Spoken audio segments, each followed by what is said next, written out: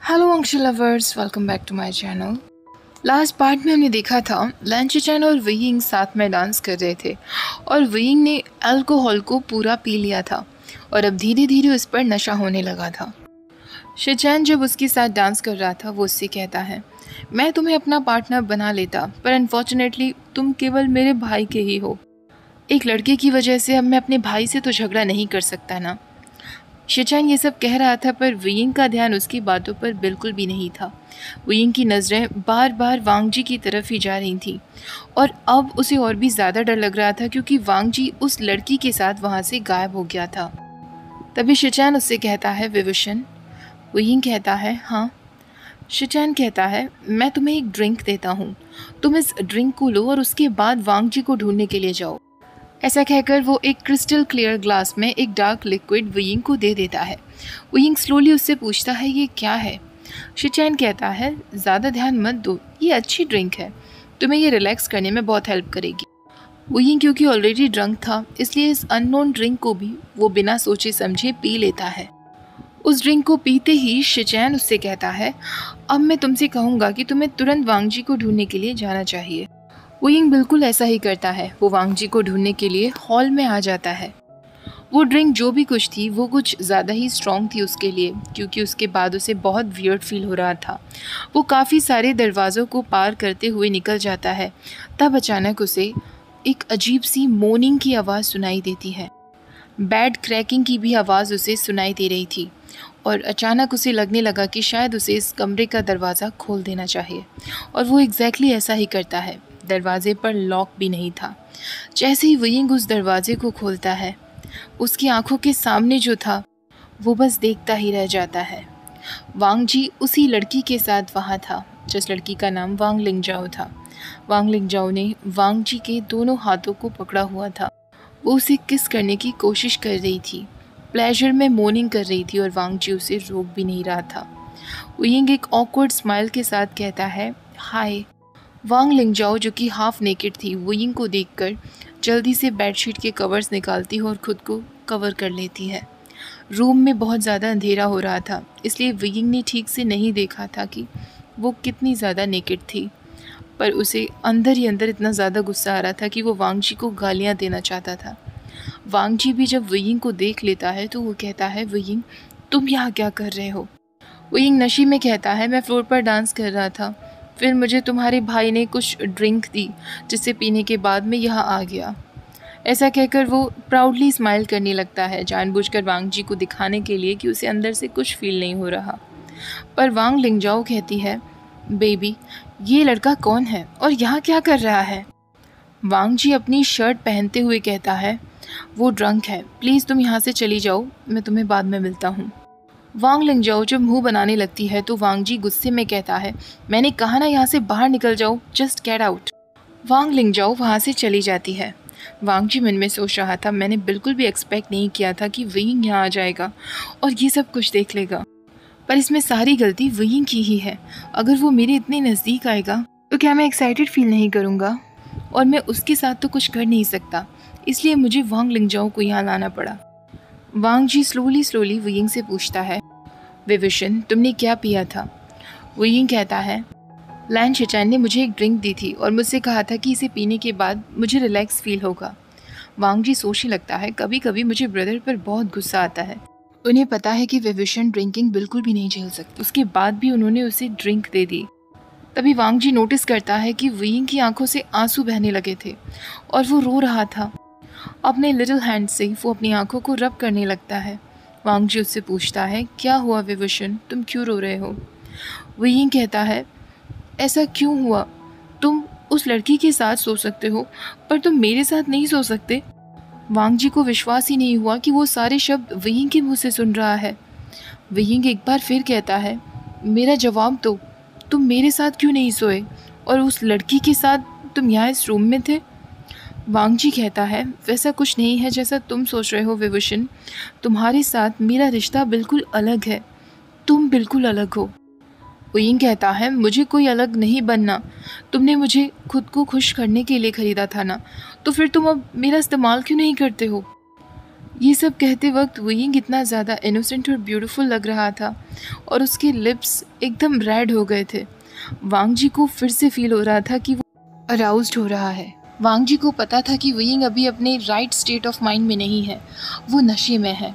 पर वांग जी भी खुद को हेल्प नहीं कर पा रहा था क्योंकि वुयिंग सच ही कह रहा था। वांग जी ने उसे खरीदा सिर्फ इसीलिए ही था जिससे वो उसका इस्तेमाल कर सके। पर अनफॉर्चुनेटली उसे धीरे धीरे ये रियलाइज़ होने लगा कि वुयिंग उस तरीके का लड़का नहीं है। वुयिंग अपनी सिडक्टिव लिटिल बॉडी को धीरे धीरे वांग जी के नज़दीक लेकर आने लगता है और उससे कहता है, लंजा, मैं चाहता हूँ कि तुम समझ रहे हो ना, प्लीज़ लंजा। वुयिंग अब लिटरली उसे रिक्वेस्ट कर रहा था उसके साथ सोने के लिए। और सडनली वांग जी भी अब अपना सेल्फ कंट्रोल खो चुका था। वो वुयिंग का फेस अपने हाथों में पकड़ता है और उसे फोर्स करता है अपनी तरफ देखने के लिए। उसकी ब्यूटीफुल आइज़ उसकी तरफ ही देख रही थी। वो अपने लिप्स पर बाइट कर रहा था और आखिरकार वांग जी उसके सॉफ्ट लिप्स पर किस कर लेता है। वांग जी उसके लिप्स को टेस्ट कर रहा था और वुयिंग एंजॉय कर रहा था। एक हाथ से वांग जी ने वुयिंग की बॉडी को पकड़ा हुआ था और दूसरे हाथ से वो उसकी शर्ट के बटन्स को खोल रहा था। उसके बाद वांग जी सीधा वुयिंग के कपड़ों को खोलना शुरू कर देता है। वुयिंग सब कुछ एंजॉय कर रहा था और वांग जी के लिप्स को नहीं छोड़ रहा था। सडनली वो वुयिंग की बॉडी से शर्ट निकालकर फेंक देता है। वो वुयिंग का हाथ अपने हाथों में लेकर उसे किस करता है। वुयिंग ने भी जैसे खुद को वांग जी के सामने पूरी तरह से सर्व कर दिया था और वांग जी भी अपना सेल्फ कंट्रोल खो चुका था। वांग जी अब वुयिंग के चिन को अपने हाथों में लेते हुए उससे कहता है, लिटिल फ्लावर, क्या तुम तैयार हो? वुयिंग स्लोली हाँ में सिर हिला देता है। एक बार फिर उन दोनों के लिप्स आपस में कनेक्टेड होते हैं और इस बार वांग जी ने वुयिंग को सीधा बेड पर धक्का दे दिया था। वांग जी उसके ऊपर था और वुयिंग अपने नेल्स वांग जी की बैक में गड़ा रहा था। अपने फ्री हैंड को यूज़ करते हुए वांग जी ने वुयिंग के दोनों हाथों को ऊपर की तरफ पकड़ लिया था और वो कंटिन्यूसली वुयिंग की बॉडी को एक एक करके टच कर रहा था। वांग जी अब एक गहरी आवाज़ में कहता है, मैं तुम्हें अब अपना बनाने वाला हूँ विभूषण। ऐसा कहकर वो सीधा उसे बेड पर खींच कर ले आता है। वुयिंग वांग जी की बॉडी के नीचे कपकपा रहा था क्योंकि वुयिंग उसे टच करना बंद ही नहीं कर रहा था। वुयिंग को अब ये सब कुछ बिल्कुल भी गलत नहीं लग रहा था। वो वांग जी की हरकतों के सामने इतना कमज़ोर पड़ गया था कि वो कुछ नहीं कर रहा था। वांग जी भी पास के ड्रॉर से सेफ्टी निकाल लेता है। वो सेफ्टी वेयर कर ही रहा था तभी वुयिंग उससे कहता है, ये मुझे बिल्कुल भी फिट नहीं होगा लंचा। वांग जी उसके स्वीट चेरी लिप्स पर किस करते हुए कहता है, मुझ पर विश्वास है ना, तुम घबराओ मत। अब उन दोनों के बीच नाइट एक्टिविटी शुरू हो जाती है। उन दोनों को ही बहुत ज़्यादा प्लेजर फील हो रहा था। कोई भी रुकने का नाम नहीं ले रहा था। इंटेंस प्लेजर उसे फील हो रहा था। वुयिंग के मुंह से जब अचानक से चीख निकलती है, वांग जी उससे पूछता है, तुम ठीक हो? पर वुयिंग हाँ में सिर हिला देता है और उसे कंटिन्यू करते रहने का इशारा कर देता है। वुयिंग की चीखों को शांत करने के लिए वांग जी अपना हाथ उसके माउथ पर रख देता है। वुयिंग इतना ज़्यादा हॉट लग रहा था कि वांग जी उसे पूरी तरीके से रुइन कर देना चाहता था। वो काफ़ी लंबे समय से वुयिंग के साथ रात बिताना चाहता था। उसे खुद विश्वास नहीं हो रहा था कि फाइनली ये हो रहा था। उसकी लाइफ का ये अब तक का बेस्ट एक्सपीरियंस था। और वुयिंग की आवाज़ों से वांग जी को ये भी कंफर्म हो चुका था कि वुयिंग भी बहुत एंजॉय कर रहा है। ये दिन उसकी ज़िंदगी का एक मेमोरेबल डे बनने वाला था। अगली सुबह वुयिंग की जब आंखें खुलती हैं तो उसे अपने लेग्स के बीच में, अपने हेड में काफ़ी पेन फील हो रहा था।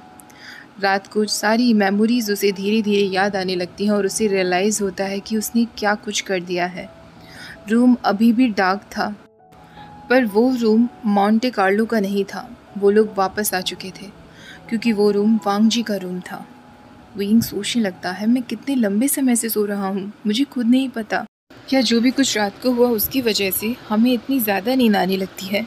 जब उसका ध्यान अपने ऊपर जाता है तो उसने एक क्लीन वाइट कलर की ओवर साइज्ड टी शर्ट पहन रखी थी जो उसके नेकेड शोल्डर्स पर थी। वुयिंग मन में सोचने लगता है, उसने मेरी वर्जिनिटी ले ली, वो भी इस हालत में जब मैं नशे में था। इस वक्त वुयिंग ज़ोर ज़ोर से चिल्लाना चाहता था, रोना चाहता था, क्योंकि उसे ऐसा लग रहा था जैसे उसे यूज़ कर लिया गया है। उसे डर्टी फील हो रहा था। लास्ट नाइट के सारे फ्लैशबैक्स उसके दिमाग में बार बार चल रहे थे। उसके चीक्स शर्म की वजह से लाल पड़ गए थे। उसे गुस्सा आ रहा था ये सोचकर कि कितना बैडली वो रात को उसको चाहता था। वो वांग जी को इसके लिए ब्लेम नहीं कर सकता था, क्योंकि ये सब कुछ उसने खुद ही तो शुरू किया। जब वो सोबर होता है तब वांग जी उसे इतना अट्रैक्टिव लगता है, तो नशे में तो ऑब्वियसली उसे अट्रैक्शन होना ही था। अचानक से रूम का दरवाज़ा खुलता है और वांग जी सामने आकर खड़ा हो जाता है। वुयिंग का चेहरा एम्बैरेसमेंट की वजह से एकदम लाल पड़ गया था, पर वांग जी भी गिल्टी फील कर रहा था। उसके चेहरे से ऐसा लग रहा था। उसके फेस पर एक ऑकवर्ड सी स्माइल आती है। वो अपनी आंखें वुयिंग से नहीं मिला पा रहा था। उसके काले बाल वेट थे, जैसे कि वो अभी शावर लेकर आया हो। वो वुयिंग से कहता है गुड मॉर्निंग। वुयिंग उससे कहता है हाय। वांग जी कहता है लिसन, लास्ट नाइट जो भी कुछ हुआ, इससे पहले कि वो कुछ और कहता, वुयिंग कहता है लंचा प्लीज़ कुछ मत कहो। मुझे पता है तुम इसलिए ही मुझे यहाँ लेकर आए थे। मैं भी बस वही कर रहा था जिसके लिए तुमने मुझे खरीदा है। तुम जब चाहे तब मेरे साथ कुछ भी कर सकते हो, क्योंकि तुमने मुझे खरीदा है। मैं तुम्हारी प्रॉपर्टी हूँ। तुम्हें गिल्टी फील करने की कोई ज़रूरत नहीं। वहीं वुयिंग मन में सोच रहा था, इसका मतलब लैन शिचेन ने मुझे ड्रग्स दे दिए थे। वो ऐसा कैसे कर सकता है? मैंने उसे दोस्त माना था। तभी वांग जी कहता है वुयिंग, मैं नहीं चाहता कि तुम खुद को लेकर इस तरह फील करो। तुम मेरे लिए कोई चीज़ नहीं हो, तुम मेरे लिए उससे बढ़कर हो। वुयिंग को नहीं पता था कि उसे वांग जी के शब्दों का क्या रिस्पॉन्स देना चाहिए। वो वांग जी से नजरें भी नहीं मिला पा रहा था। वांग जी उससे कहता है मुझे कुछ काम है, मैं जल्दी ही आऊँगा। तभी वुयिंग कहता है क्या मैं भी चल सकता हूँ? वांग जी कहता है मुझे नहीं लगता कि तुम्हारा जाना ठीक होगा। वो जगह तुम्हारे लिए नहीं है लिटिल फ्लावर। वुयिंग अब उससे कहता है प्लीज़ मुझे भी ले चलो। वांग जी हार मानकर कहता है ठीक है तुम मेरे साथ चलो, पर प्लीज़ किसी भी चीज़ को टच मत करना। वुयिंग अपने कमर को पकड़ते हुए बाथरूम की तरफ जाता है। वो वाइट शर्ट और ग्रे शॉर्ट्स में बाहर आ जाता है। जब दोनों साथ में चल रहे थे, वुयिंग उससे पूछता है तुम्हारी वो गर्लफ्रेंड कहाँ गई कल रात वाली, वांग लिंगजाओ? वांग जी अपने स्टोनिक फेस के साथ जवाब देते हुए कहता है शट अप वुयिंग। वुयिंग कहता है क्यों शट अप? तुम कल रात को पहले उसके साथ थे ना, और फिर तुम मेरे साथ सोए थे। क्या पता मेरे अंदर कोई इन्फेक्शन भर गया हो। पता नहीं वो लड़की कैसी थी। वांग जी कहता है जस्ट शट अप वेवुशन। मैंने प्रोटेक्शन यूज़ किया था और उसे कोई बीमारी नहीं है। हर महीने वो खुद का चेकअप कराती है। वुयिंग कहता है तुम्हें उसके बारे में इतना कुछ पता है, तो तुम दोनों इतना ज़्यादा मिलते हो? वांग जी कहता है ऐसा कुछ नहीं है। अब तुमने एक और सवाल पूछा तो मैं तुम्हें वापस रूम में ले जाऊंगा। वुयिंग कहता है फिर से क्यों? ताकि तुम फिर से मेरे साथ वो सब कुछ कर सको जो तुमने रात को किया। वांग जी कहता है फ्लावर, ऐसा लग रहा है कि तुम फिर से वो सब कुछ चाहते हो। क्या तुम्हें इतना अच्छा लगा? वुयिंग का माउथ अचानक से एकदम ड्राई हो गया था। वो कुछ भी नहीं कह पा रहा था, उसके शब्दों का जवाब नहीं दे पा रहा था। वांग जी कहता है मुझे वेयर हाउस जाना है, मैं ऑलरेडी लेट हो रहा हूँ। तभी उन्हें सामने लैन शिचेन दिखाई देता है। वांग जी कहता है आपको क्या चाहिए ब्रदर? शिचेन कहता है नाराज़ क्यों हो रहे हो वांग जी, मैं तो बस तुम्हें लेने के लिए आया था। वेयर हाउस में सब इंतज़ार कर रहे हैं। वो वांग जी के कान में कुछ कहता है। उसके बाद वांग जी वुयिंग की तरफ अपोलोजेटिक नज़रों से देखता है, जैसे वो उसे अपने साथ चलने से मना कर रहा हो। वुयिंग उससे पूछता है तुम कब तक वापस आओगे? पर वांग जी उसका कोई जवाब नहीं देता और वहाँ से चला जाता है। वुयिंग अकेला अंधेरे कमरे में रह गया था। उसके लेग्स के बीच में अभी भी उसे पेन हो रहा था। उसे गुस्सा आ रहा था कि वांग जी ने उसे कुछ बताना भी ज़रूरी नहीं समझा और उसे अंधेरे कमरे में अकेला छोड़कर चला गया, जैसे वो सच में एक प्रोस्टिट्यूट हो। पर वुयिंग यहाँ बैठकर इंतज़ार नहीं करने वाला था। वो वांग जी के ड्रॉर्स की तरफ जाता है, उसमें से ब्लैक कलर की एक शर्ट निकालता है। वो अपने शॉर्ट्स पहनता है और नीचे हॉल की तरफ चला जाता है। उसे ये जानना ही था कि आखिरकार अब वांग जी क्या करने वाला है। वो नीचे हॉल की तरफ सीढ़ियों के थ्रू चलता जा रहा था। उसका दिल बहुत ज़ोर ज़ोर से धड़क रहा था, ये सोचकर कि कहीं मॉन्स्टर को पता ना चल जाए कि मैं उसके पीछे पीछे आ रहा हूँ। हॉलवे में काफ़ी लंबे समय तक चलने के बाद फाइनली वो एक जगह आकर रुकता है, जहाँ उसे काफ़ी सारी आवाज़ें सुनाई दे रही थी, जैसे कि किसी का मुंह बंद करके रखा गया हो। वो तुरंत दरवाजे के पीछे छुप जाता है। तभी दो बड़े से आदमी दरवाजे से बाहर निकलते हैं। वो लोग आपस में कुछ बातें कर रहे थे। वो लोग कह रहे थे वो लड़का इसी लायक है, बॉस को उसे सबक सिखाना चाहिए। वियिंग का दिल और भी ज़्यादा ज़ोर से धड़कने लगता है कि वो लोग किस लड़के की बात कर रहे हैं। वो वहीं खड़ा रहकर कुछ समय और इंतज़ार करता है और उन सब लोगों के वहाँ से जाने के बाद फाइनली वो उस गराज में एंटर करता है जिसके दरवाजे पर वो खड़ा हुआ था। अंदर की तरफ एक आदमी था और एक वुमेन थी। उन दोनों को चेयर से बांधा गया था। वुमेन काफ़ी यंग लग रही थी। उसके चेहरे पर काफ़ी निशान थे जैसे उसे बहुत मारा गया हो। उसके पास जो आदमी बैठा हुआ था वो अपने 30s की एज में लग रहा था। उसका फेस तो और भी ज़्यादा भयानक दिख रहा था। उसके टीथ निकाल दिए गए थे। उसकी राइट आई पर एक नॉकआउट पंच का निशान बना हुआ था जिस वजह से वो एकदम स्वैलन हो गई थी। उस लड़की का नाम सिंडी था और उसके साथ जो लड़का बैठा था उसका नाम विंस था। वांग जी सिंडी की तरफ बढ़ता है उससे कुछ पूछने के लिए। वो उससे कहता है, सिंडी, याद रखना तुम्हारा जवाब तुम्हारी प्रोटेक्शन है। अगर तुम मुझे सच सच बताओगी कि क्या हुआ तो मैं तुम्हें कुछ भी नहीं करूँगा। सिंडी कहती है, मुझे माफ़ कर दीजिए मिस्टर वांग जी, उन लोगों ने मेरी ड्रिंक में कुछ मिला दिया था। मुझे बहुत वियर्ड फील होने लगा और वो लोग मुझसे क्वेश्चंस पूछने लगे और पता नहीं क्यों मैं सबका जवाब देने लगी। आपके बिजनेस के बारे में मैंने उन्हें सब कुछ बता दिया। I am really sorry boss, मैंने ये सब कुछ जानबूझकर नहीं किया था। ऐसा कहकर सिंडी ज़ोर ज़ोर से रोने लगती है। इससे पहले कि सिंडी कोई और एक्सप्लेनेशन दे पाती, एक गन शॉट सुनाई देता है और सिंडी की खून से लथपथ बॉडी ज़मीन पर पड़ी हुई थी। पास ही में जो विंस बैठा हुआ था वो ये देखकर बहुत ज़ोर से चिल्लाता है। तो वांग जी उससे कहता है, उसकी डेथ की चिंता मत करो, तुम्हारे साथ और भी बुरा हो सकता है अगर तुमने मुझे सब कुछ नहीं बताया तो। ये सब देखने के बाद वियिंग बहुत ज़ोर ज़ोर से रोना चाहता था। उसे लांगवांग जी की असली सच्चाई दिख रही थी। लांगवांग जी ने एक इनोसेंट गर्ल को जान से मार डाला। वांग जी कहता है, मिस्टर विंस, चिंता मत करो, मैं तुम्हें अभी जान से नहीं मारूंगा, बल्कि तुम्हारी डेथ इससे भी ज़्यादा बुरी होगी। वियिंग दरवाजे के पीछे छुपकर ये सब देखकर बहुत ज़ोर ज़ोर से रो रहा था। उसे शुरुआत से पता था कि वांग जी एक बुरा इंसान है, वो एक माफिया बॉस है। पहले भी उसने लूसी को उसकी आंखों के सामने जान से मारा था और शायद उसने और भी ज़्यादा लोगों को जान से मारा होगा। वो एक मॉन्स्टर है और मुझे एक मॉन्स्टर से प्यार कैसे हो सकता है। कुछ दिनों से मुझे लग रहा था कि शायद वो बदल गया है, पर मैं भूल गया था कि वो एक मॉन्स्टर है और मॉन्स्टर्स कभी नहीं बदलते।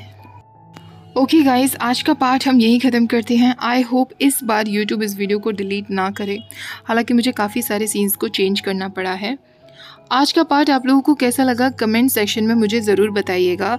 ऑल्सो गाइस, अगर आप मुझसे पर्सनली कनेक्टेड रहना चाहो तो आप मुझे मेरे पर्सनल चैनल पर भी फॉलो कर सकते हो जिसका लिंक डिस्क्रिप्शन बॉक्स में है।